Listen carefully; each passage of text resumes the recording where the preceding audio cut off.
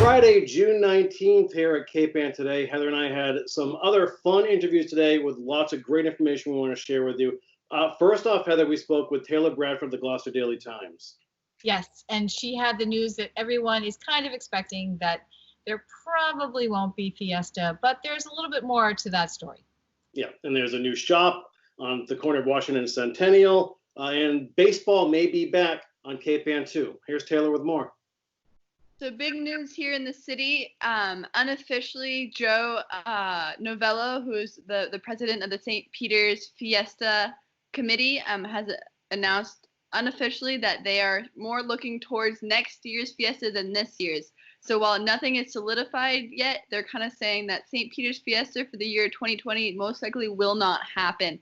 There's a lot of different reasons why. The biggest thing is safety. Joe was saying earlier this week that just because of the unknowns of the pandemic and the fact that with the St. Peter's Fiesta, there is not one moment in which people are not crammed together as people are celebrating and watching different events. And so really trying to be proactive, and it's been pretty evident in the way he has talked and the way that their whole committee has acted, that they are really trying to be mindful of the situation of the pandemic and trying to take things seriously, and then kind of going forward and looking at how they can do things better for next year. So they're already talking about booking people now for next year, or trying to reallocate funds to ensure that they can, book certain vendors for the following years ahead. So that is a sad point, as I know everyone was really eagerly awaiting even a condensed version of St. Peter's Fiesta. But if you still want your St. Peter's fix, there is an opportunity for people to partake in the Novena online. There's a group of women they call themselves the Novena Ladies, and they put together this kind of video every single day of the 9 days of Novena that kind of has those prayers and opportunities to kind of partake in that tradition in St. Peter's Fiesta. And so it's a really exciting opportunity, and a link to the YouTube can be found on our website. And I had an opportunity to speak with some of these ladies, and they said, in World War II, St. Peter's Fiesta had been canceled 1 year, but the Novena kept going, and so that's their hope, is to continue this tradition of the Novena just like they did back in the day. So Taylor, is on that link, is it a Zoom link or a YouTube link where you just watch it, but you can't Zoom in and participate, right? Correct. So it's a YouTube link. So it's more of something that you can watch, and you can, go from, I think we're on day 4 of Novena. And so it has previous days too. So say you missed one, you can go back and look at that. So a lot of different things. And they said they compiled a bunch of the materials from different ladies across the Cape Ann, but then also kind of taking from past years' novenas and kind of just collaborating with the community to really get all the bits and pieces to make that happen. And Taylor, you have news on a new business at the corner of Centennial and Washington.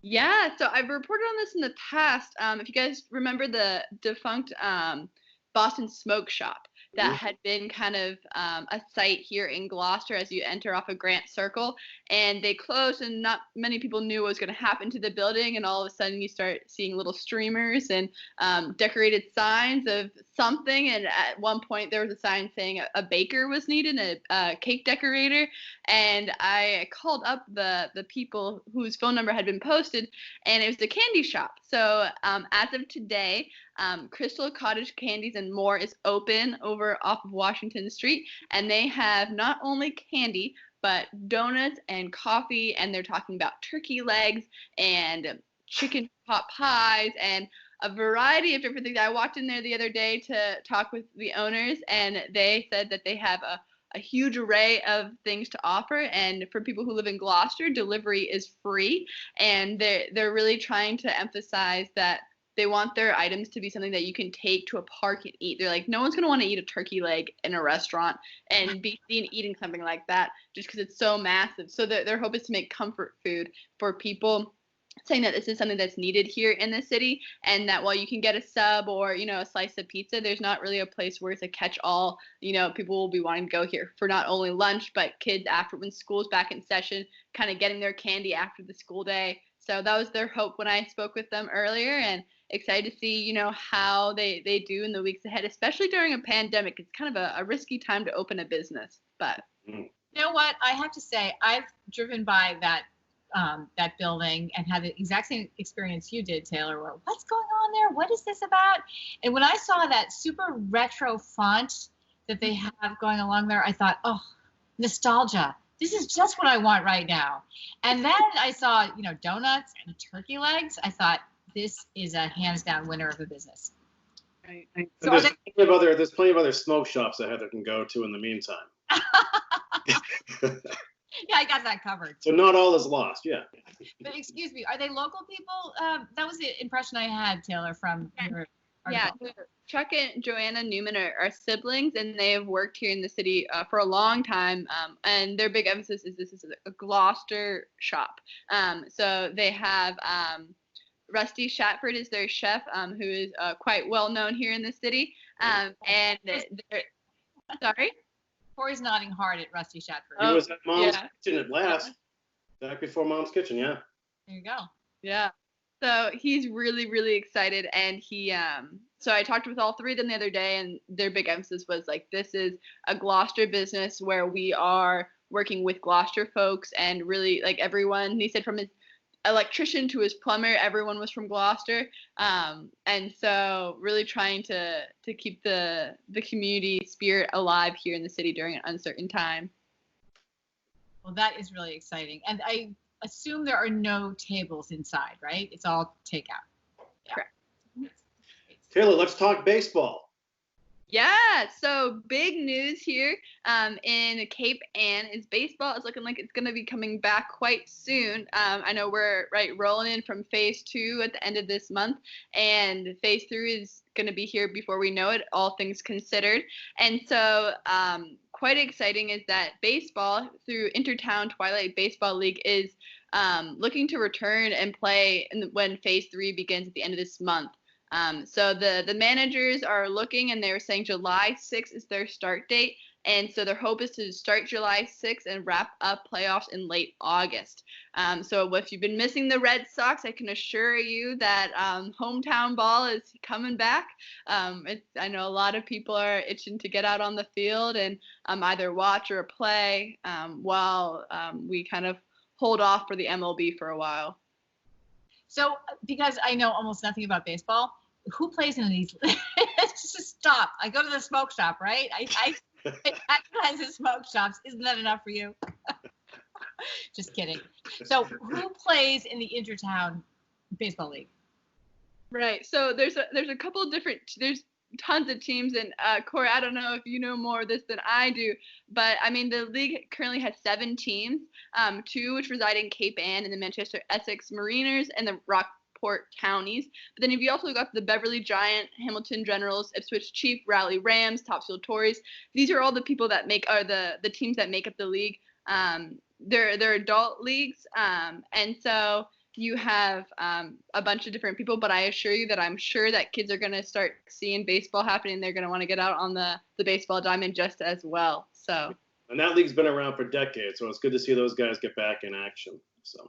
Right. Corey, are you my playing days are over, but I used to do all the softball leagues around here. Those okay. are more like the beer leagues, though. Gotcha. This is a little more, I mean, it's hardball. You have to pay attention for this one. Go to the batting cages, get some practice. Yeah. Get on that, Corey. But are these the guys who play down across from Plum Cove Beach? Because there's a bunch that play. That's softball. That's beer league softball, yeah.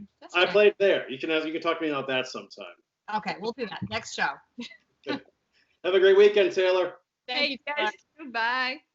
And I want to point out that Rusty Shatford, who is now doing all the cooking at this Crystal Cottage candy shop, was at Fort Square Cafe. That's where Mom's Kitchen was down in the fort for years. So very well known and great with a spatula. So I might have to pop by sooner than later. Or a turkey leg. Yeah. It's such a pure Gloucester business. I can't wait to go there. That's so fun.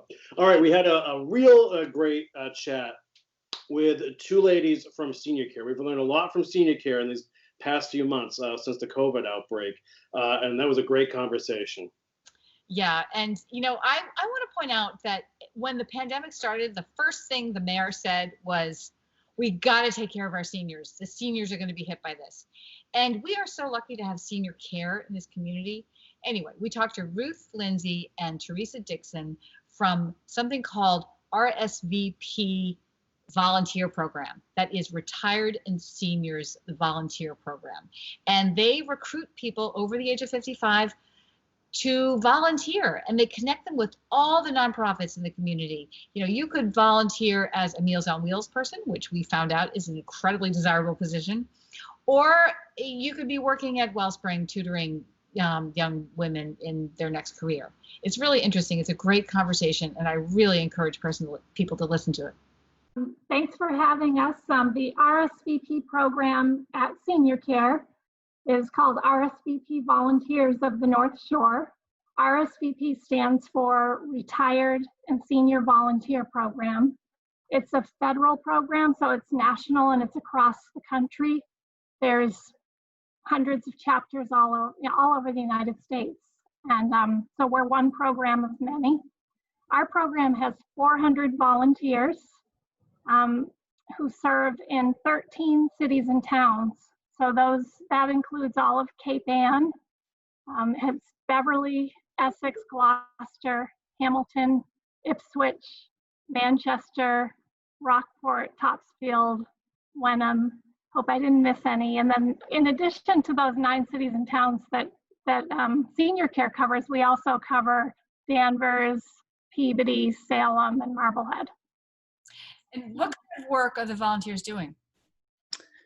Well, we have a range of programs that the volunteers help with. We have people doing Meals on Wheels. We have people doing pet care services, medical transportation, serving at individual senior centers, computer technology, pretty much a wide range based on what their interests and desires are. We work with a lot of the nonprofits in the community, and we try to match with those interests. And that's where Meals on Wheels, because we connected with you guys through SeniorCare, so that's where your services are aligning with SeniorCare. Things like Meals on Wheels and maybe helping with walking pets and that sort of thing. Is that right? Correct. So what other nonprofits that we would know in the community do you work with? Sure. We work with Needy Meds in Gloucester, the Open Door, and then the individual senior centers in Beverly, Topsfield, Salem. So kind of hitting where the person may be located themselves. And then we have one-on-one programs like the medical transportation, which kind of covers over multiple towns, and people doing individual work with consumers. And what would the training process be for some of these jobs, these positions? So for Meals on Wheels and medical transportation, for most of the SeniorCare positions, we have someone come in to receive their initial interview. So every single volunteer gets an initial interview, which is about an hour. And like Theresa said, we talk about someone's background and interest so that we're matching them with what they're interested in and where they live and when they're available. And then if they're interested in something like Meals on Wheels, we have an additional training for them where they watch a video and they meet with the nutrition director, who is Paula Curley, or someone in her staff. So they have a one-on-one interview with whatever program that is. So at SeniorCare, we do match a lot of volunteers as Meals on Wheels drivers, medical transportation drivers, money management volunteers, and the Stay Pet program, as well as long-term care ombudsmen and healthy living volunteers. So all of those programs have a program supervisor or a director that the new volunteer would meet with, learn about the boundaries, learn about the ins and outs of the program, and receive a handbook and further training. And we do ask for a commitment to a lot of the volunteer programs, because we don't want, if someone's saying, I'm just going to be here for the summer, they might be a good match for something where they could help with serving at the food pantry or for one-time events that happen in the summer. But one of, the money management program, for instance, we match someone with a consumer, and it's a year-long commitment because they go into their home and spend time one-on-one. So, and then another example, if we match someone with the open door, we would have that initial interview, and then we would connect them with Hannah over at the open door, and then Hannah would schedule an in-person interview and training for whatever position that person was interested in with the open door. So we have a lot of volunteers doing 2 or 3 different activities. They're not just one, doing one thing, but some people just do one, and it varies by every person. And how have your programs been impacted by COVID? Well, quite a bit. Yeah. Yeah. When I say we have 400 volunteers, I think we have 200 who are pretty active right now. At first, we wondered if anyone could be, because it was pretty big adjustment. But we have, I think, with COVID, we received 50 or more new volunteers who signed up to deliver Meals on Wheels. So between Theresa and me and another staff person at SeniorCare, we interviewed a lot of people over Zoom and signed them up for Meals on Wheels deliveries. And those people tended to be more in their 50s and 60s. And some of the older volunteers have stepped back. Another way people are volunteering right now are medical transportation rides, which we're really limiting. We're only offering it for essential medical appointments, but there's about 15 that are now actively helping in the town they live in. They'll take an elder to and from their medical appointments. They don't go into the elder's home or into the medical facility, but they'll hold doors for them, and they'll transport them with both of them wearing masks, and we have safety guidelines that we're following through the CDC website and the guidance that we have. So, people sew masks. I mean, we've been really amazed by the outpouring of donations that we continue to receive. Yeah, I can imagine. It seems as if you wouldn't be able to fulfill a lot of volunteer opportunities, and yet a whole bunch of new ones might be opening up, right? Like, for instance, sewing masks and the transition of getting people to different medical appointments. Corey, I'm hogging the interview. Do you have questions? No, it's fine. I'm fascinated by the partnerships and relationships that SeniorCare has with other nonprofits. So how long has that been going on? And is it a two-way street where, say, the open door may be talking to someone interested in volunteering, and it's a perfect fit for one of SeniorCare services? Yeah, so it is a little confusing. When I first started 10 years ago, I wondered I didn't understand why RSVP was even, why it was in existence, because I thought SeniorCare just needed their own volunteers. But then Theresa and I both have found from meeting people that people want to do more for the most part than just volunteer at one organization. They don't just have one passion or one area of interest, and they have a lot of time available. So these partnerships are part of the RSVP grant. So it's a federal grant, and the mission is engaging people 55 and over in community service. So it's not just at the agency. What SeniorCare is our sponsor. It's to engage people where they fit best. So, for example, Hannah at the open door may call us or email us and let us know that there's a volunteer who is interested in driving, and they don't have a driving program at the open door. And we do the same thing. She emails and says she needs volunteers to help with a mailing they have going on, or the Thanksgiving food drive. So Theresa and I are quick to send emails to our 400 volunteers and let them know about all of the opportunities. And it's a great partnership, a great way to connect with the community. Yeah.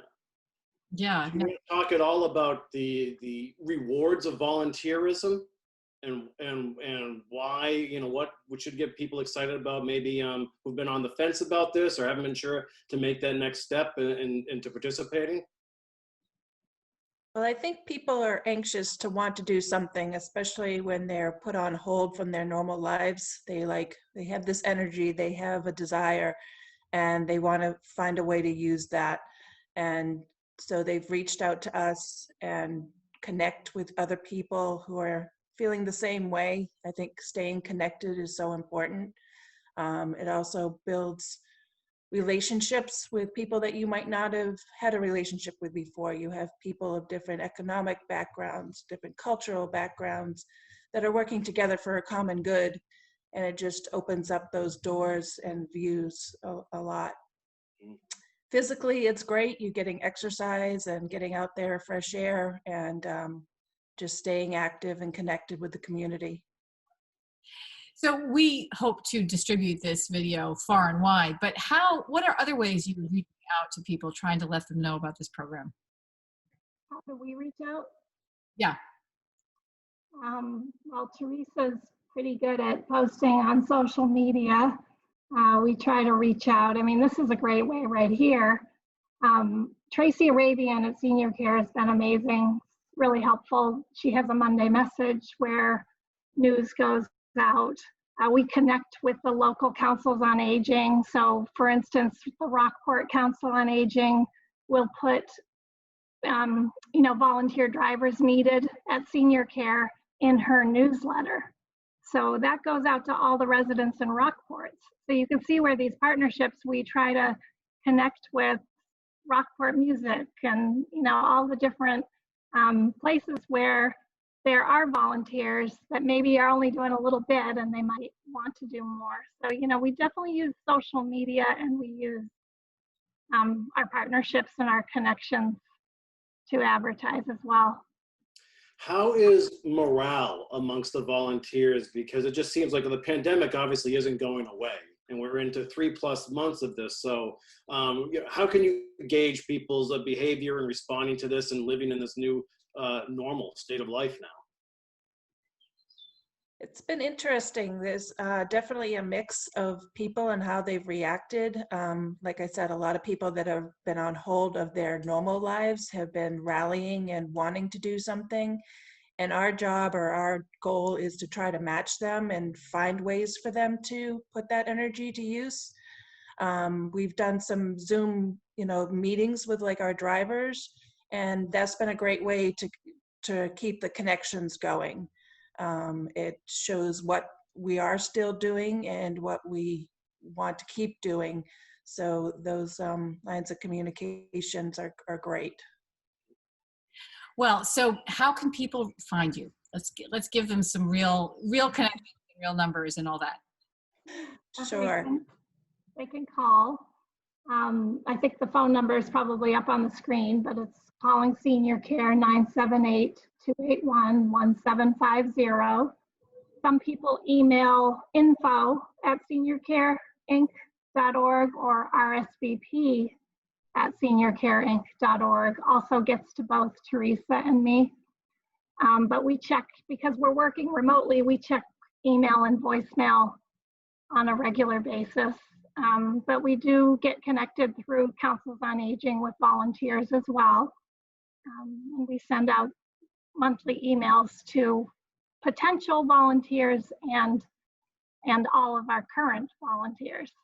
So, basically we will talk on the phone with someone and give them time, but we do like to have an in-person interview if possible, because I just think it's a better way of explaining how programs work. People have questions. It's hard to answer things over email. And it's really not a huge commitment. Like Meals on Wheels is 2 hours once a week. We have a lot of opportunities that may be more for skilled people. We have a new partnership for learning how to use your own professional, as you're thinking of retiring, using your past experience to work work for a nonprofit that meets your interests and your passions. So we have a lot of kind of really interesting opportunities, but then there's Meals on Wheels, and people love doing that, and they won't stop. Once they've done it, people will say, well, I'm not going to give that up because it's 2 hours a week, and it's not a huge commitment. So it's a pretty neat, it's very rewarding. We've both done it, Theresa and I, and when we've done it, it's so fun because people really appreciate the visit, because that's really what it is. Well, why are you not selling really hard the dog walking and the cat cuddling? I saw that. And take care of, help people with their pets. That seems like a desirable thing to do. Yeah, it usually is, but Theresa can talk more about that one.